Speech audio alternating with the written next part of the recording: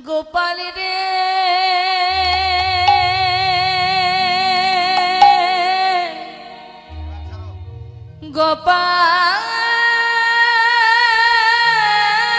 গোপাল রে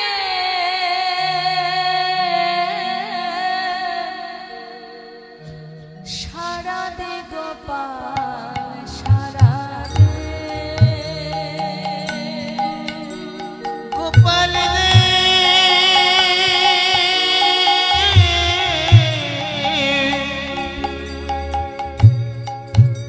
একবার সারা দে গোপাল সারা দে অভাগিনী মা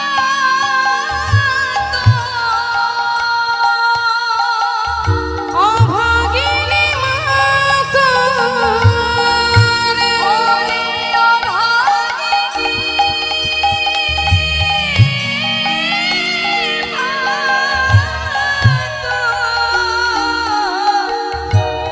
ফুকারে কাঁদে সারা দে গোপাল সারা দে গোপাল রে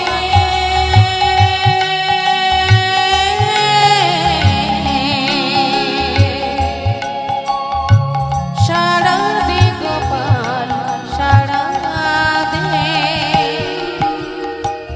কাঙালিনী বলে দিবে না সারা নয়নের মনি রে তুই নয়ন হারা কাঙালিনী বলে কি তুই দিবি না সানা নয়নে মনিরে তুই নয়ন তারা দেখি পাইব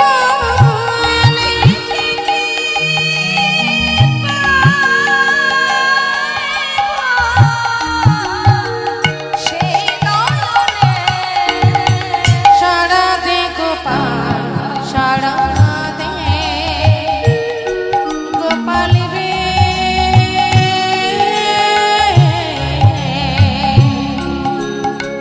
সারা দে গোপাল সারা দে হরি যে বাঁশি বাজিয়েছিলি গোপাল রে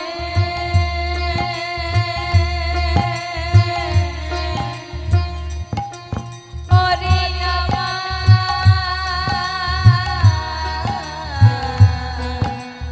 ওরে আমার ওরে আমার নয়ন মনি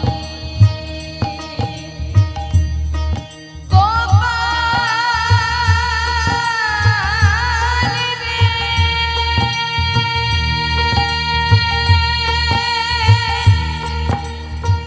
ওরে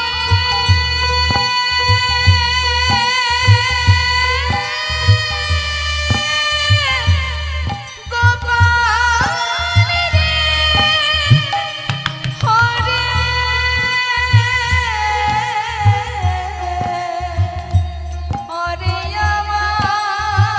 ওরে আমার নয়ন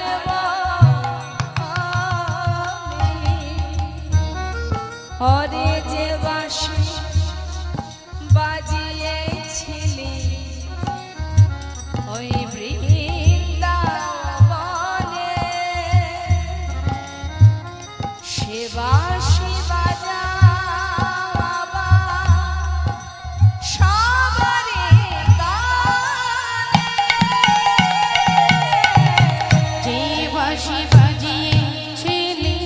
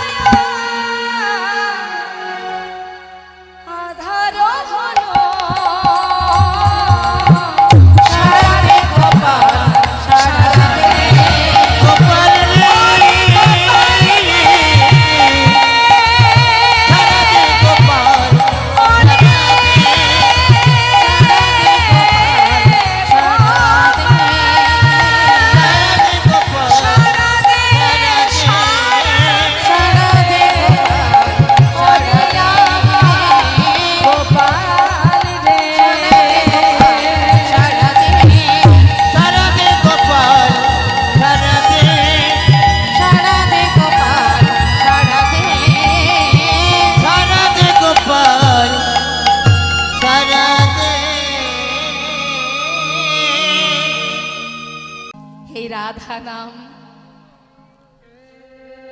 এই বহুদিন পর এই নাম শুনলাম। নিশ্চয়ই তুমি বৃন্দাবন থেকে এসেছো। তারা সবাই কেমন আছে বলো না দেবর্ষী? তারা সবাই কুশলে আছে তো? কেমন আছে তারা? দেবর্ষী নারদ বললেন, হে রাজন, তাদের কথা না হয় বাদ দিয়ে দিন। কি হবে তাদের কথা শুনে? মহারাজ, আজ আপনাকে দেখে আমার বড় কষ্ট হচ্ছে। আর জীবনে কত অভিশাপ কুড়াবেন? হে মহারাজ, মনে পড়ে সেই কুরুক্ষেত্রের কথা, মনে পড়ে সকল মায়ের অভিশাপের কথা। আজ বৃন্দাবনবাসী সবাই কাঁদছে। প্রত্যেকটি মানুষের চোখের জল আপনার জীবনে অভিশাপ হয়ে দাঁড়াচ্ছে। মহারাজ, এই অভিশাপ থেকে কবে মুক্তি পাবেন আপনি? কি হবে আপনার উপায়? কি করব দেবর্ষী? আমায় বলে দাও, আমার কি করা উচিত? আমি কি করব? মহারাজ, আমি যা বলবো তাই শুনবেন অবশ্যই। কি করতে হবে আমায়? দেবর্ষী নারদ মনে মনে চিন্তা করলেন, এই তো সুযোগ। এই সুযোগে যদি বৃন্দাবনবাসীকে একবার দ্বারকায় নিয়ে আসা যায়। তাই তিনি কি করলেন, মহারাজকে বলে উঠলেন, মহারাজ, যজ্ঞ করতে হবে। অভিশাপ থেকে, সমস্ত পাপ থেকে মুক্তি পেতে গেলে যজ্ঞ করতে হয়। যজ্ঞ করলে সাপ থেকে মুক্তি লাভ করা যায়। তা কি যজ্ঞ? মহারাজ, যেহেতু আপনি রাজা, আপনি জীবনে অনেক দান ধ্যান করেছেন, তাই মহারাজ আপনার যজ্ঞের নাম হবে, সেটা কি? দানব্রত যজ্ঞ। অর্থাৎ দান করতে হবে। দান করলে কি হয় মা? দান করলে পাপ খণ্ডন হয়। ত্রেতায় রামে রাজা ছিল, অশ্বমের যজ্ঞ কইল। রাম রাজা ছিল, ত্রেতাতে রাম রাজা ছিল, অশ্বমের যজ্ঞ কইল। দানব্রত যজ্ঞ হবে এবে মহারাজ, দানব্রত যজ্ঞ হবে এবে মহারাজ, দানব্রত যজ্ঞ হবে এবে। তবে যজ্ঞের নিয়ম কি? যে জনা যা চাইবে হাসি মুখে দিতে হবে। যে জনা যা চাইবে হাসি মুখে দিতে হবে। যে জনা যা চাইবে হাসি মুখে দিতে হবে। আস্তে, যে জনা যা চাইবে হাসি মুখে দিতে হবে। দেওয়ার সময় কৃপণতা করলে হবে না। হ্যাঁ, দিতে গেলাম, আবার মনে মনে অসন্তুষ্ট হলাম, এটা দেওয়া ঠিক হলো না আমার, এটা দেব না সেটা দেব। দানের সময় মন থেকে দান করতে হবে। হাসি মুখে মন খারাপ করে, মন শুকনো করে দিলে হবে না। দান করব, দান করার মতো দান করতে হবে, না হলে অন্য কোনো কিছু দান করে লাভ নেই। আমি হ্যাঁ, তারপরে আর কি করতে হবে? তারপরে আরো আছে, শোনো।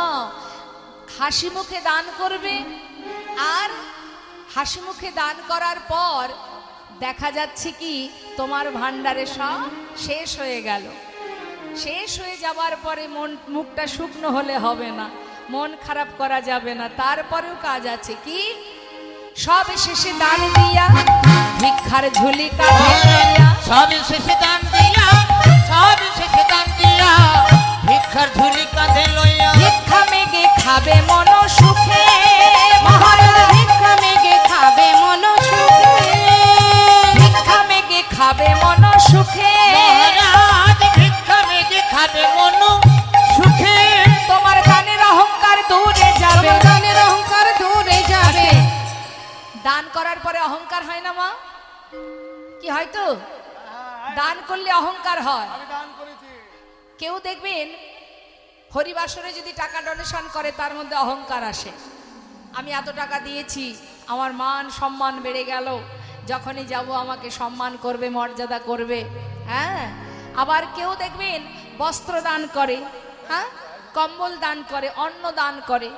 এবার দান করার সাথে সাথে আপনার মধ্যে যদি অহংকার এসে যায়, তাহলে আপনার ওই দান করাই হলো, বিনিময়ে কিন্তু কোনো আপনি পুণ্য অর্জন করলেন না। হরি বল।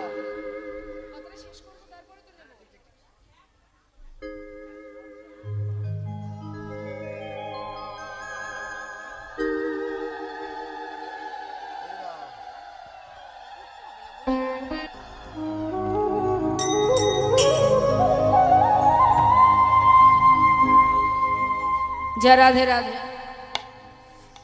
আজ আপনারা দেখতে পাচ্ছেন এই যে দান,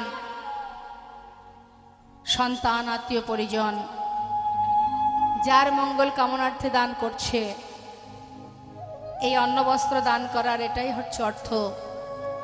তিনি যে কুলেই আবার পুনর্জন্ম, যদি মনুষ্যকুলে আবার পুনর্জন্ম হয়, যেন কৃষ্ণ ভক্ত পরিবারে জন্মগ্রহণ করে এবং তার যেন অন্ন বস্ত্রের অভাব না হরি থাকে। বল, হরি বল।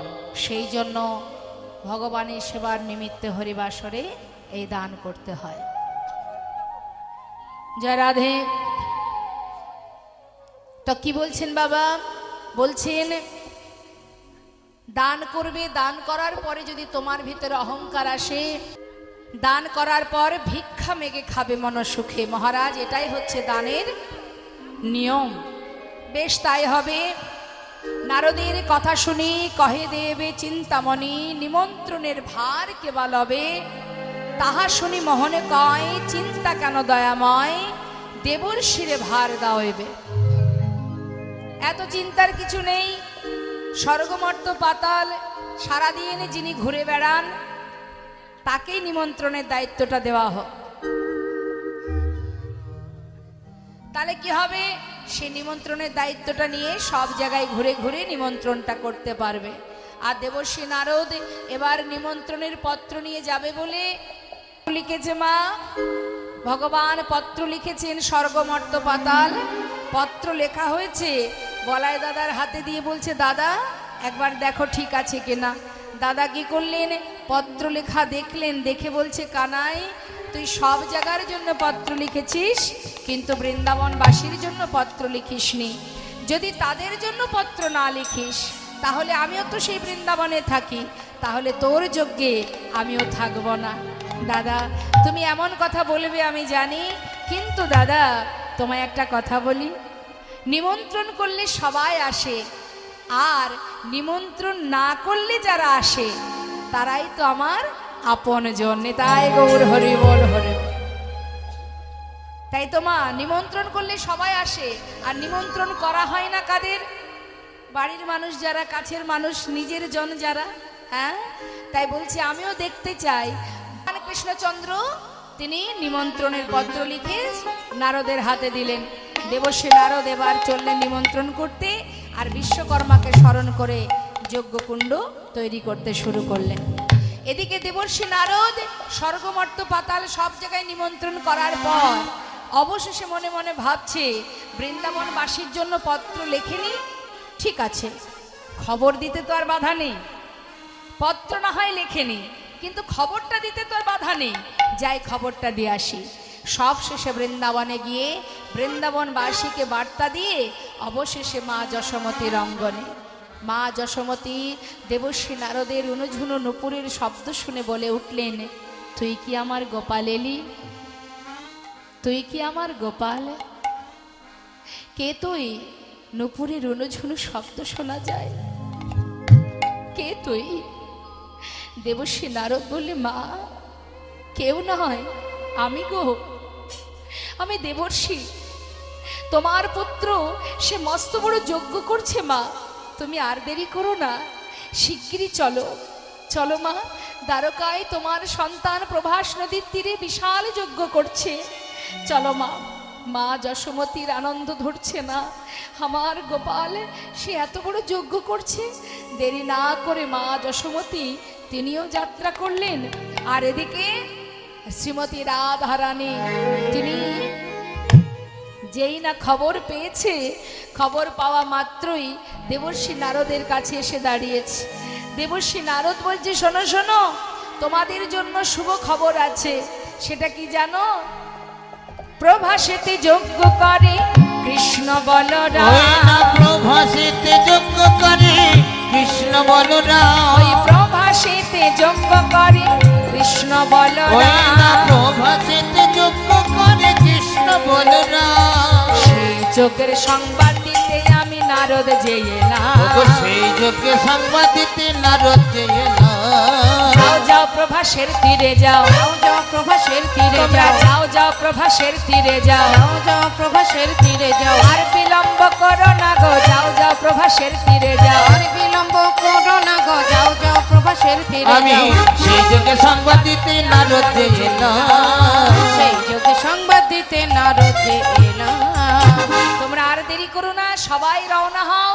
প্রভাস নদীর তীরে ভগবান কৃষ্ণ এবং বলাই দাদা, কানাই বলাই দুই ভাই যজ্ঞ করছে। সবার নিমন্ত্রণ। খবর পাওয়া মাত্রই শ্রীমতী রাধারানী সখীগণকে বললেন, সখীরে চল, আর নয়, যে দেশে আমার বধূ নেই সে দেশে আর থাকবো না। তাই রাধারানী আমার ঘর থেকে বাইরে এক পা রেখেছে মা। যজ্ঞ বার্তা পেয়ে যাত্রা করিলে নহরায়, আয় বালা গো। যোগবতা পে যাত্রা চলিলে নরা, আয় বলব সখীগণ সঙ্গে চলে সহিত বড়াই, আর সখীগণ সঙ্গে চলে সহিত বড়া। হ্যাঁ, যজ্ঞ যোগবতা পে যাত্রা চলিলে নরা, আয় বলব যজ্ঞ বার্তা পেয়ে যাত্রা করিলেন রায়। যাত্রা যেই না করেছে, কোথায় ছিল কালস্য কুটিলা ননদিনী?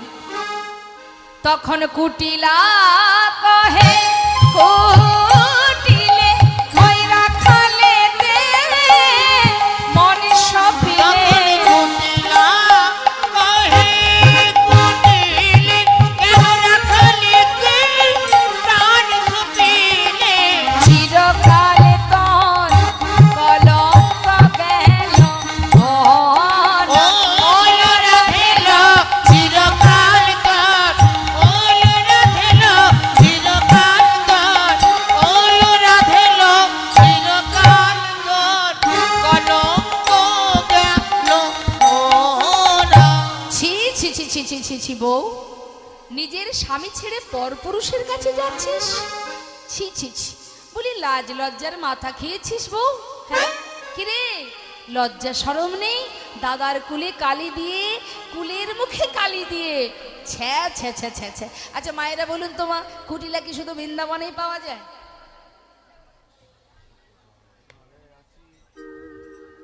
শুধু যে বৃন্দাবনে কুটিলা আছে তা কিন্তু নয়, ঘরে ঘরে পাওয়া যায় কুটিলা। এখন কুটিলা বলছে, আইব দাদার কুলে কালি দিয়ে ওই কেলে, ছি ছি ছি ছি ছি, ঘোষের ছেলে, হ্যাঁ, গায়ের রং কুচকুচে কালো, তাতে তোর মন সপে দিলি রে বউ? হ্যাঁ, কিরে এইখানে দাঁড়িয়ে থাক, আমি যাচ্ছি দাদার কাছে, আজ হাতে নাতে প্রমাণ দেব। আমি বললেই তো দাদার বিশ্বাস হয় না। কোথাও যাবি না কিন্তু। রাধারানী কোনো কথাই বলছে না, চুপচাপ দাঁড়িয়ে আছে বাবা। কেউ ঝগড়া করতে এলে যদি আপনি কোনো কথা না বলেন, দেখবেন সে আরও রেগে যাবে। কুটিলা দেখছি যে বউ তো কোনো কথাই বলছে না, সে আরও রেগে যাচ্ছে। চুপচাপ দাঁড়িয়ে থাক। শ্রীমতী রাধারানী বললেন, ননদিনী আমি এইখানে দাঁড়িয়ে আছি, তুমি তোমার দাদাকে ডেকে নিয়ে এসো। এদিকে দাদা তো মায়ের পূজায় ব্যস্ত, সেখানে গিয়ে উপস্থিত কুটিলা। দাদা, ও দাদা, এদিকে এসো, এদিকে এসো, মায়ের পূজা পরে হবে। আমি তো সেটাই ভাবছি, তুই কখনো আসবি? বলি শোনো না, আমি কথা বললেই তোমার রাগ হয়। হ্যাঁ, আর জানি না ওই বউটা যে কি শিকড় পাকড় খাইয়েছে তোমায়। বই তোর নামে নিন্দা মন্দা করাই তোর তো কাজ। কি হয়েছে খুলে বল, শোনো শোনো, এই যে সেটা বল। এই যে তুমি গানে গানে ঘুরছো, এই বাড়ির বউটা কোথায় যায় না যায় খোঁজ খবর রাখো? কি হয়েছে বল। হ্যাঁ, আর একটু লক্ষ্য রাখবে না সে কি করছে না করছে, কোথায় যাচ্ছে? আয়ান বলছে, এই শোন, কি হয়েছে সোজা সাপটা বল। কি আর বলবো, তোমার কুলে কালি দিয়ে যাচ্ছে, ওই যাচ্ছে ওই কেলে ছোড়ার কাছে। তোকে দেখবো তারপরে। বউয়ের খবর পাই না, কিন্তু বউর ঠিক খবর না। বলছে শোনো, আজ হাতে নাতে প্রমাণ দেব, দাঁড় করিয়ে রেখে এসেছি। শোন কুটিলে, যদি তোর কথা সত্যি হয়, ওই বউকে মায়ের চরণে বলি দিয়ে তবে ঘরে ঢুকবো। আর যদি মিথ্যে হয়, এই যে নিতুই নিতুই তুই আমাকে জ্বালাস, এই জ্বালাটা মানে এই কাটাটাই আমি উপড়ে দেব। বেশ বেশ তাই হবে দাদা, তুমি এখন তো চলো। আয়ান ক্রোধান্বিত হয়ে মায়ের হাত থেকে ওষিটা নিয়েছে। ক্রোধেতে আয়ান হয়ে কম্পমান, ওদেতে আয়ান হয়ে কম্পমান, ওষি তুলে নিল হাতে। ওই না ওদেতে আয়ান হয়ে কম্পমান, ওষি তুলে নিল হাতে। কাঁপিতে কাঁপিতে দাঁড়ালো আসিয়া কুটিলার সম্মুখেতে। কাঁপিতে কাঁপিতে ডালছিয়া ফুটলা সম্মুখেতে। এই দেখ ওষি নিয়ে এসেছে, এই দেখ ওষি নিয়ে এসেছি, এই দেখ ওষি নিয়ে এসেছে। এই দেখ ওষি নিয়ে এসেছি। কুলের কাটা দূর করিতে এই দেখ ওষি নিয়ে এসেছি। আবার ফুলের কাটা দূর করিতে এই দেখ ওষি নিয়ে এসেছি। কাঁপিতে কাঁপিতে ডালছিয়া ফুটলা সম্মুখেতে। কাঁপিতে কাঁপিতে ডালছিয়া ফুটলা সম্মুখেতে। কুটিলার সম্মুখে ওষিটা নিয়ে বলছে, দেখতে পাচ্ছিস, হয় বউকে বলি দেবো নাই তোকে বলি দেবো। তাই হবে দাদা। এবার কুটিলার সাথে করে নিয়ে এলো রাধানির কাছে। এসে দেখছে হ্যাঁ দাঁড়িয়ে আছে পথের ধারে সখী বেষ্টিত, মাথায় পসরা নিয়ে দাঁড়িয়ে আছে। যেই না কাছে এসেছে আসা মাত্রই বলে উঠলেন, ছি ছি ছি ছি ছি ছি, নিজ পতি তেজি পরপতি ভোজি, তেজি পরপতি, আহা নিজ পতি তেজি পরপতি ভোজি, নিজপতি ভোজি পরপতি ভোজি, নিজ পতি তেজি পরপতি, নিজপতি তেজি পরপতি ভোজি। ছি ছি ছি ছি ছি ছি ছি ছি। মজিলি রাখাল সনে, ওই না নিজপতি তেজি পরপতি ভোজি, মজলি রাখাল সনে। তোর পাপের ভান্ডার পুড়ে গেছে, হলো পুণ্যকাল ঘুচাবো জঞ্জাল এই ছিল তোর কপালে। হলো পুনকাল ঘুচাব জঞ্জালেই ছিল কপালে। রাধে তোর প্রাণ নাশিব, রাধে তোরে প্রাণ নাশিব, ফুলের কাটা দূর করিব, রাধে তোর প্রাণ নাশিব। ফুলের কাটা দূর করিব, রাধে তোর প্রাণ নাশিব। হলো পুণ্যকাল ঘুচাবো জঞ্জাল এই ছিল তোর কপালে। হলো পুনকাল ঘুচাব জঞ্জালেই ছিল কপালে। যেই না ওষি নিয়ে মারতে যাবে শ্রীমতী রাধারানী মা যোগমায়াকে স্মরণ করলেন। যোগমায়া যোগেশ্বরী সঙ্গে সঙ্গে রাধারানীর অন্তরে প্রবেশ করে এবার ধীরে ধীরে রাধারানী কালী মূরতি হয়ে দাঁড়ালেন। আয়ান ভালোবাসে কাকে? মা কালীকে। যেই না কালী হয়ে দাঁড়িয়েছে আর তো মারা হলো না, কি করছে এবার রাধারানী আমার নবকদম্বিনী যিনি রসের পরিপাটি, নবকদম্বিনী যিনি রসের পরিপাটি, নীল শাড়ি খসাইয়া পরায় ওই অরুন্ধতী, না নীল শাড়ি খসাইয়া পরায় অরুন্ধতী, কালী মূরতি হয়ে রাহে দাঁড়াইল, কালী মূরতি হয়ে রায় দাঁড়াইল, কালী মূরতি হয়ে রাহে দাঁড়াইল। ওই না কালিয়া মূরতি ধরে রায় দাঁড়াইল। ছুটে গিয়ে রাধারানী চরণ ধরিল, রাধারানী চরণ ধরিল, ছুটে গিয়ে রাধারানীর চরণে ধরিল। ক্ষমা কর রায়, ক্ষমা কর রায়, বলে ক্ষমা কর বলে রায়, ক্ষমা কর রায়, ওই চরণের অপরাধী ক্ষমা কর আমি রায়। ওই চরণের অপরাধী ক্ষমা কর রায়। আহা ছুটে গিয়ে রাধারানী চরণ ধরিল, ছুটে গিয়ে রাধারানীর চরণে ধরিল। কালী মূরতি ধারণ করে বলে উঠলেন, ওরে সোতাপা মনে করে দেখ আমি কে আর তুই কে। আমি হলাম বিষ্ণুর সহধর্মিনী, বিষ্ণুর বামে লক্ষ্মী, আর তুই ছিলি সুতাপা, সুতাপা মণি। সাধনা করেছিলি বিষ্ণুর চরণে, তোমার বামে লক্ষ্মীকে আমার পত্নী রূপে পেতে চাই। কিন্তু ভগবান বলেছিলেন, ওরে সুতাপা তুই অন্য কিছু চা, আমাকে লক্ষ্মী ছাড়া করিস না। কিন্তু তুই কোনো কথা না শুনে কঠিন তপস্যা করেছিলে এক পায়ে দাঁড়িয়ে আমাকে তোর ঘরের পত্নী রূপে পাওয়ার জন্য। ভগবান বাঞ্ছা কল্পতরু তোর মনোবাঞ্ছা পূর্ণ করেছিল। আমি বলেছিলাম সোতাপা এত কিছু থাকতে জগতে আমাকে পত্নী রূপে চাস, আমি তোর ঘরে তোরই পত্নী হব, কিন্তু তুই হবি নপুংসক। তাই গৌর হরি বল। মাতৃজ্ঞানে ভালোবাসতেন আয়ান রাধারানীকে। রাধারানীকে যখনই কালী রূপে দেখলেন বাবা, ছুটে গিয়ে রাধারানীর চরণটা জড়িয়ে ধরলেন। আয়ানের হলো চৈতন্য, বলে শ্রীমতী তুমি ধন্য, প্রান্তে চিনতে না পেরে বলেছি কত কুবচন, আনতে চিনতে না পেরে বলেছি কুবচন। বিদায় দিলেন আয়ান। হে রাধে, হে রাসেশ্বরী বিনোদিনী, আজ তোমার চরণে নিবেদন, তোমাদের যুগল দর্শন সাক্ষাতে পাই বা না পাই, অন্তিম কালে যেন তোমাদের যুগল দর্শন করতে পারি। জটিলা কুটিলা বিদায় দিল রে বউ, এতদিন ঘরে বেঁধে রেখেছিলাম তোদের যুগল দর্শন করার জন্য, আজ যখন পেলাম না, তবে যেন অন্তিম কালে তোদের সেই যুগল দর্শন করতে পারি। চিরতরে সবার কাছ থেকে বিদায় নিয়ে রাধারানী সুখী বিষ্ঠিত হয়ে চললেন বৃন্দাবনের পথে। জয় রাধে। বৃন্দাবনে যাচ্ছে মা। আহা, বৃন্দাবন থেকে যাত্রা করেছে দ্বারকাভিমুখে। দ্বারকায় যখন এসে পৌঁছালো বৃন্দাবনবাসী, তখন দ্বারকার 4টে দ্বারই বন্ধ, মানে ওই প্রভাস যজ্ঞের 4টে দ্বার বন্ধ হয়ে গেছে। প্রভাস নদীর তীরে এসে পৌঁছানো মাত্রই 4টে দ্বারে পৌঁছালেন বৃন্দাবনবাসী। প্রথম দ্বারে মা যশোমতী, দ্বিতীয় দ্বারে নন্দ উপানন্দ ব্রজবাসীগণ, তৃতীয় দ্বারে সখাগণ, চতুর্থ দ্বারে রাধারানী অষ্টসখীগণ দাঁড়িয়ে আছে। লেখা আছে প্রবেশ নিষেধ। সখাগণ কানাই কানাই বলে ডাকছে, কানাই একবার আই বন্ধু। রাধারানী সখী বেষ্টিত হয়ে দ্বারে দাঁড়িয়েছে। সখীরা বলছে, আয় দাঁড়ি, দ্বার ছেড়ে দে, ভিতরে যাব। দাঁড়ি বললেন, এই বেশে তো যাওয়া যাবে না, যেতে যদি হয় স্নান করে শুদ্ধ বসন পরে এসো, গঙ্গা থেকে স্নান করে এসো, পবিত্র হয়ে শুদ্ধ বসনে এসো, তবে ভিতরে যেতে দেব। সখীগণ বলে উঠলেন, যেতে বলিস গঙ্গা স্নানে, শুনে হাসি পায়। ওরে যার চরণে গঙ্গার উদ্ভব, সে ধরে রাধার পা, সে ধরে রাধার পা। যার চরণে গঙ্গার সৃষ্টি, সে রাধারানীর চরণ ধরে কুল পায় না। আর আমাদের বলছি গঙ্গায় স্নানে যেতে।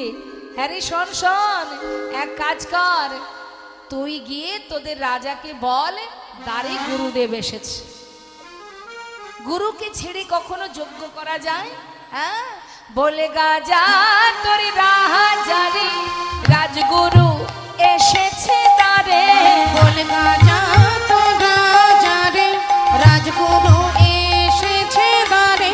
পায়ে ধরে নিয়ে যেতে বল, ওহে দ্বারে। পায়ে ধরে নিয়ে যেতে বল, ওহে দ্বারে। কেমন যজ্ঞ করে রে, কেমন যজ্ঞ করে রে, কেমন যজ্ঞ করে রে, কেমন যজ্ঞ করে রে। গুরু বিনে তোদের রাজা কেমন যজ্ঞ করে রে। ওই গুরু বিনে তোদের রাজা কেমন যজ্ঞ করে রে। পায়ে ধরে নিয়ে যেতে বল, ওহে দ্বারে। পায়ে ধরে নিয়ে যেতে বল, ওহে দ্বারে। কি বলছে? তোদের রাজাকে গিয়ে বল দ্বারে গুরু এসেছে, তাকে পায়ে ধরে বরণ করে যেন ভেতরে নিয়ে যায়। দাঁড়ি তো অবাক দৃষ্টিতে তাকিয়ে আছে, এই রমণী আমাদের রাজার গুরু? সখীরা বলছে, হাঁ করে দেখিস না, যা যা তাড়াতাড়ি যা, খবর দে রাজাকে তোদের। আর এদিকে সখাগণ কাঁদছে, ব্রজবাসী কাঁদছে। মা যশোমতী দ্বারে এসে দাঁড়িয়েছে পাগলিনীর ন্যায়।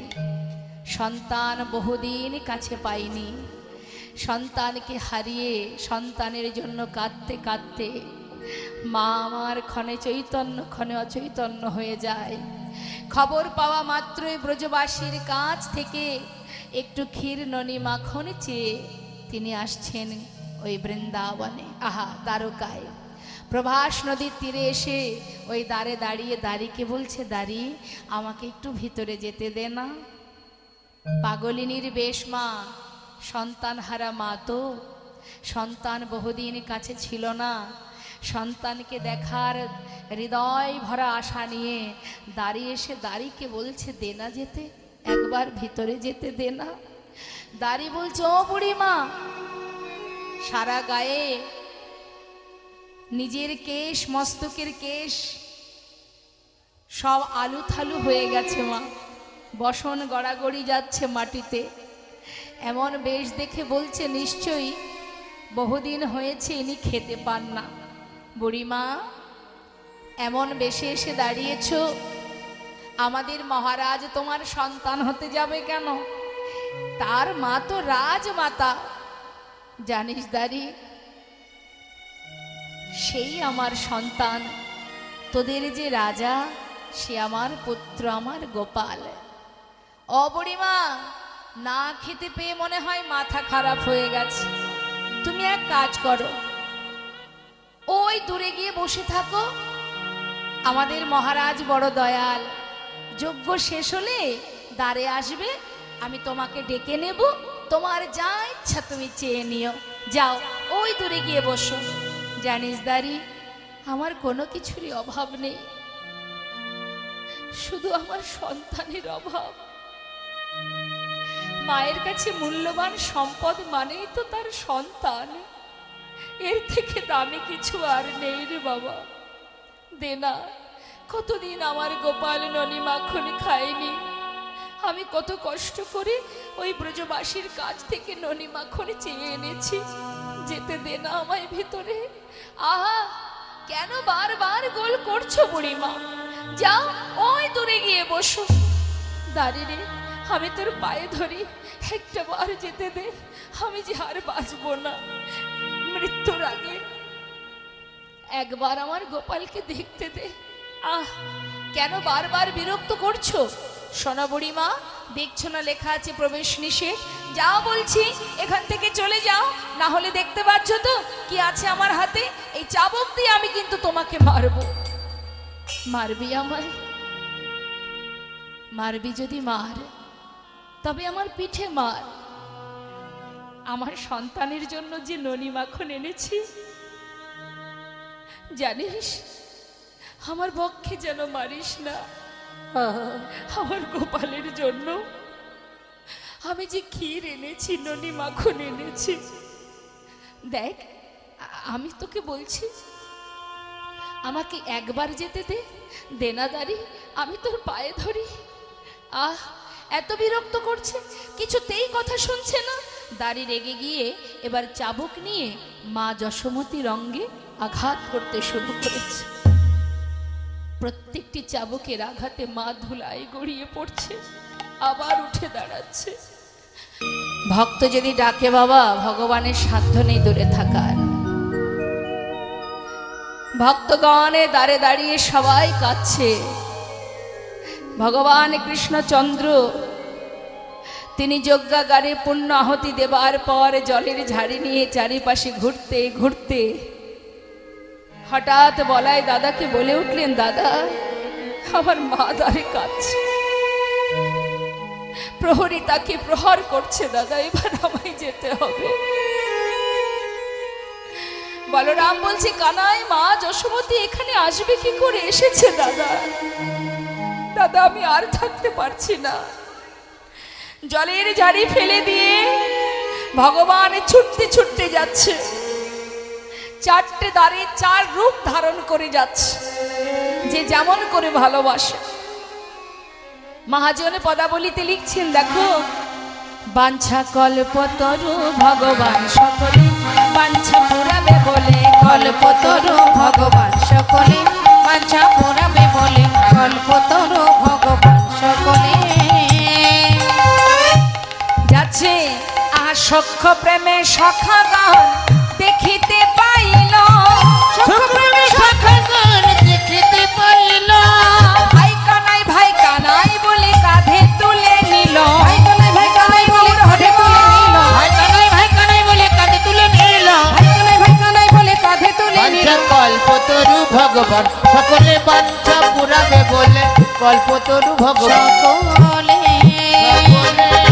নন্দ উপানন্দ দেখে তোয়ারে দাঁড়ায়, নন্দ উপনন্দ দেখে দুয়ারে দাঁড়ায়, গান গোবিন্দ আসে দুটি বাধা মাথায় লয়ে, গান গোবিন্দ আসে দুটি বাধা মাথায় লয়ে, ওই না প্রাঙ্গণে আছে দুটি বাধা মাথায় হয়ে। গান গোবিন্দ আসে দুটি বাধা মাথায় বাঞ্ছা লয়ে। কল্পতরু ভগবান সকলে বাঞ্ছা পুরাবে বলে, কল্পতরু ভগবান সকলে। সকলে। ওমা, এবার কি দেখছে? সমস্ত দ্বারকাবাসী দেখছে কি? বাৎসল্য ভাবেতে গেল মা যশোদার কোলে, বাৎসল্য ভাবেতে গেল মা যশোদার কোলে। ক্ষীর স্বর্ণ বনি খায়, আহা ক্ষীর স্বর্ণ বনি দেয় গোপালের বদনে, ওই না কৃষ্ণ বনি দেয় গোপালের বদনে, কৃষ্ণ বনি দেয় গোপালের বাঞ্ছা বদনে। কল্পতরু ভগবান সকলে বাঞ্ছা পুরাবে বলে কল্পতরু ভগবান সকলে সকলে। মায়ের কোলে বসে ননি সেবা করছে দ্বারকাবাসী দেখে অবাক, এটা কি করে সম্ভব? আমাদের মহারাজের মা তো রাজমাতা হবে, একজন ভিখারিনী একজন কাঙালিনী কেন হতে যাবে? খবরটা দিয়ে এলো কোথায়? মা দেবকীর কানে। মা দেবকী খবর পেয়ে এসে মা যশোমতীর কোল থেকে গোপালকে টানছে, আমার কৃষ্ণ আমার কৃষ্ণ। আর মা যশোমতী গোপালকে চেপে ধরে বলছে, আমার গোপাল। দেখুন মা, যার যেমন ভাব তার কিন্তু তেমনই লাভ। জোর করে টানছে আমার কৃষ্ণ, আর মা বলছে আমার গোপাল। দ্বারকাবাসী দেখে তারাও চিন্তায় পড়ে গেল। আমাদেরও জানতে ইচ্ছা হচ্ছে যে দুই মা এক সন্তানকে টানছে, তাহলে প্রকৃত মাকে পরীক্ষা দেওয়া যাক। পরীক্ষায় যে উত্তীর্ণ হবে সে গোপালের মা হবে, মহারাজের মা হবে। মা দেবকী মনে মনে ভাবছে, আমি সন্তানকে কারাগারে জন্ম দিয়েছি, আমি নিশ্চিত আমি সে আমার সন্তান, এর জন্য আবার পরীক্ষার কি আছে? বেশ বলছো যখন পরীক্ষা দিতে হবে। তা মা পরীক্ষা দিচ্ছি কি করেছে? শতবস্ত্র পরপর টানিয়েছে, 100টা বস্ত্র পরপর টানিয়েছে। 100টা বস্ত্রের এক পাশে গোবিন্দ আর এক পাশে দুই মা। যে মা তার স্তনদুগ্ধ ওই শতবস্ত্র পার করে গোবিন্দের বদনে দিতে পারবে সে হবে মা। দেখুন, মা হওয়া সহজ কথা নয়। হ্যাঁ, কত কঠিন পরীক্ষা দিতে হয় সন্তানের জন্য। মা দেবকী গর্বের সহিত বলে উঠলেন, আমি তার মা, তোমরা মানতে চাইছো না, ঠিক আছে আমি আগে পরীক্ষা দেব। তিনি গর্বভরে ভগবান সব সহ্য করতে পারেন, অহংকার সইতে পারেন না। মা দেবকী অহংকার করে দাঁড়িয়ে বললেন, আমি দেব তার বদনে স্তনদুগ্ধ। গর্বে দেবকী সস্তন ধরে, গর্বে দেবকী সস্তন ধরে, প্রথম বসন ভেদি না করে, প্রথম বসন ভেদে না করে, প্রথম বসন ভেদি না করে, প্রথম বসন ভেদে না করে। ভেদ হলো না, ভেদ হলো না, ভেদ হলো না, আর ভেদ হলো না, প্রথম বসন ভেদ হলো না, প্রথম বাসন ভেদ হলো না, প্রথম বসন ভেদি না মায়ের করে। প্রথম বাসন ভেদ হলো না। একটা বস্ত্র ভেদ হলো না, শত বস্ত্র পড়ে থাক। মা যশোমতী এবার এলেন পরীক্ষায়, পরীক্ষা দেবেন বলে। পরীক্ষায় দাঁড়িয়ে যেই মা আমার দেবকী হেরে গেলেন, মা যশোমতী বলে উঠলেন, গোপাল, আমার স্তনদুগ্ধ তোর বদনে যাক বা না যাক, সবার কাছে যদি প্রমাণিত হই যে আমি তোর মা নই, কিন্তু বাবা সবাই জানুক আমি তোর মা নই, কিন্তু আমি তো জানবো যে তুই আমার সন্তান। এই হচ্ছে মা। সবাই জানুক আমি মা নই, কিন্তু আমি জানবো তুই আমার পুত্র। তাই মা দীনতা প্রকাশ করে আজ পরীক্ষায় দাঁড়িয়ে সন্তানকে ডাকছে, গোপাল গোপাল গোপাল বলে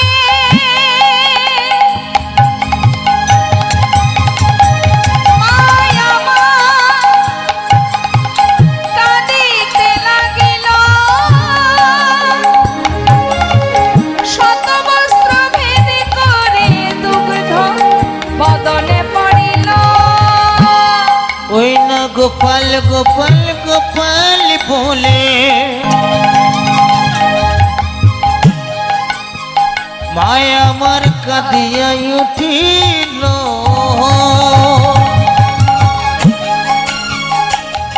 আজি শত বস্ত্র ভেদ করে দুগ্ধ বদনে পড়িল, ভাষায় দিল, ভাষায় দিল, ভাষায় দিল, ভাষায় দিল, গোপালের বদন ভাষায় দিল, গোপালের বদন ভাষায় দিল, নয়ন নীরে দুগ্ধ ক্ষীরে গোপালের বদন ভাষায় দিল, নয়ন নীরে দুগ্ধ ক্ষীরে গোপালের বদন ভাষায় দিল। ওই না শত বস্ত্র ভেদ করে দুগ্ধ বদনে পড়িল। শত বস্ত্র ভেদ করে দুগ্ধ বদনে পড়িল। জয় রাধে। শতবস্ত্র ভেদ করে যখন গোপালের বদন ভাসিয়ে দিল, সবাই বলে উঠলেন, তাহলে গোবিন্দের মা আমাদের মহারাজের মা মাতা যশোমতী। মা দেবকী বললেন, তবে আমি কেন স্তনদুগ্ধ দিতে পারলাম না কৃষ্ণ? ভগবান কৃষ্ণ বললেন, মা একবার নয় বারবার তুমি তোমার স্তনদুগ্ধ থেকে আমায় বঞ্চিত করেছ, দুগ্ধ থেকে তুমি বঞ্চিত করেছ। কারাগারেও আমায় এক ফোঁটা দুগ্ধ দাওনি। আবার রাম অবতারে তুমি ছিলে কইকেয়ী, আমি বনবাসে যাবার সময় মাতা আমার জন্য দুগ্ধ এনেছিল, সেদিনও তুমি আমায় দুগ্ধ পান করতে দাওনি, তবে আজ কেন পান করব মা? আর মা যশোমতী তিনি সেই ধরাসতী যিনি একটি স্তনের বিনিময়ে আমাকে সেবা দিয়েছিল। আমি কথা দিয়েছিলাম যে স্তনদুগ্ধ বিনিময়, যে স্তনের বিনিময়ে সেবা দিলে আগত দাপর যুগে আমি তোমার সন্তান হয়ে সেই স্তনদুগ্ধ পান করব। নিতাই গৌর হরি বল। তাই মা আপনি আজ যেমন কর্ম করবেন সেই কর্মের ফল আপনার জন্য তোলা থাকবে, সময় হলেই আপনি সেই ফল লাভ করতে পারবেন। তাই দেখুন প্রমাণিত হলো কে? মা যশোমতী সন্তান, কৃষ্ণ হলো মা যশোমতীর সন্তান, সেই হচ্ছে মা। এদিকে শ্রীমতী রাধা রানী তিনি আশাপথে নয়ন দিয়ে বসে আছে। আগামী আসছে দিন, জয় রাধে। আসুন শ্রীমতী রাধা রানী তিনি আশাপথে নয়ন দিয়ে আছে। মহাজন বললেন, দেখো দেখো, চেয়ে দেখো, আজ গোবিন্দ আসছে, কিন্তু কি বেশে মা? সেই রাজার বেশ। তাই না দেখে রাধারানী মুখটা ঘোরালেন, কারণ তিনি তো রাজাকে ভালোবাসেন না, রাজাকে চেনেন না। হ্যাঁ, মধুর রসে সখীগণ দেখিতে পাইল, মধুর রসে সখীগণ দেখিতে পাইল, মধুর রসে সখীগণ দেখিতে পাইল, মধুর রসে সখীগণ দেখিতে পাইল, অভিমানী কমলিনী বদন ফেরালো, ওরে অভিমানী কমলিনী বদন ফিরালো, অভিমানে কমলিনী বদন ফেরালো, অভিমানী কমলিনী বদন বাঞ্ছা কল্পতরু ভগবান সকলে, বাঞ্ছা পুরাবে বলে কল্পতরু ভগবান সকলে। শ্রীমতী রাধারানী বললেন, সখী রে, ওকে চলে যেতে বল, আমি কোনো রাজাকে চিনি না, আমি ভালোবেসেছিলাম একে রাখালকে। ভগবান কৃষ্ণ তাড়াতাড়ি রাজবেশ ছেড়ে এবার রাখালের বেশ পরিধান করে গোবিন্দ আমার ধীরে ধীরে রাধারানীকে নিয়ে নিজের বাম পাশে বসালেন। তরাতরি করে ধরে বসাইল বামে, ধরে ধরে ধরে বসাইল বামে, নিজ বসনে মুছাইল রায় মুখ ঘামে, নিজ বসনে মোছাইল রায় মুখ ঘামে, নিজ বসনে মোছাইল রায় মুখ ঘামে, নিজ বসনে মোছাইল রায় মুখ বাঞ্ছা ঘামে। কল্পতরু ভগবান সকলে, বাঞ্ছা পুরাবে বলে কল্পতরু ভগবান সকলে আনিয়া প্রভাসের জল চরণ ধোয়ালো, আনিয়া প্রভাসের জল চরণ ধোয়ালো, আনিয়া প্রভাসের জল চরণ ধোয়ালো, আনিয়া প্রভাসের জল চরণ ধোয়ালো, গোবিন্দ দাস কহে প্রভাস তীর্থ যে হইল, ওনা গোবিন্দ দাস, ওনা গোবিন্দ দাস বলে প্রভাস তীর্থ যে হইল, গোবিন্দ দাস কহে প্রভাস তীর্থ যে হইল, বাঞ্ছা কল্পতরু ভগবান সকলে, বাঞ্ছা পুরাবে বলে কল্পতরু ভগবান সকলে আনিয়া মালতীর মালা রায়ের করে দিল, আনিয়া মালতীর মালা রায়ের করে দিল, মধুর গলায় পরাইয়া বামে দাঁড়াইল, ওনা মধুর গলায়, গৌর হরি বল মধুর হরি গলায় বল। পরাইয়া বামে দাঁড়াইল, মধুর গলায় পরাইয়া বামে দাঁড়াইল, ভগবান কল্পতরু ভগবান সকলে বাঞ্ছা পুরাবে বলে কল্পতরু ভগবান সকলে সকলে। জয় রাধেশ্যাম। রাধা গোবিন্দ এবার দুজনে যুগলে দাঁড়ালেন। সখীরা সবাই যুগল হেরে যুগল গুণগান গাইতে লাগলেন। আমাদের এই গৃহের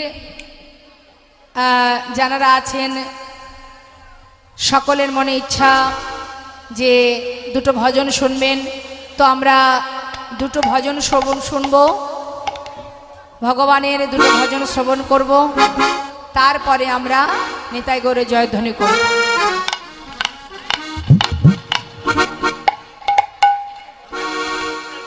জয় রাধে।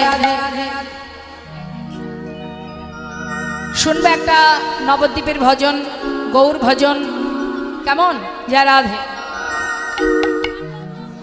সুরধনির কিনারা সোনার নুপুর দিয়া আচ্ছা নাচে না গরি গো